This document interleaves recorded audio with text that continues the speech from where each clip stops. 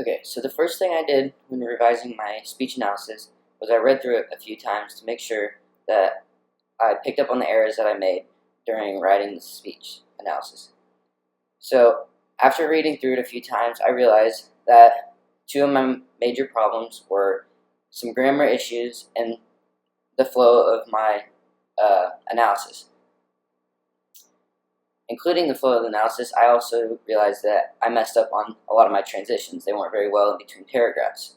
So the first thing I did was I went through the introduction, made sure that it was all correct with the body of my paragraph, and that it corresponded well.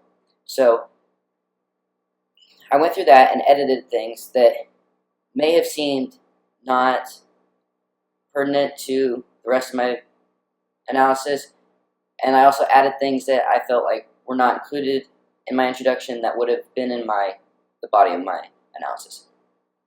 After I did that, I made sure that my transition between my introduction and my first body paragraph was well. At first, I really didn't have one in there, but then I added that one and it definitely flowed a lot better. Next, I went through each one of my body paragraphs, making sure that each one of them was corresponding with my introduction. Also, at the end of each paragraph, I realized that my transitions were not really there either, so I went back through and edited the ends to make sure that they flowed right into the next paragraph without an awkward stop or anything. After doing that, I went to my conclusion and made sure that it really tied back to my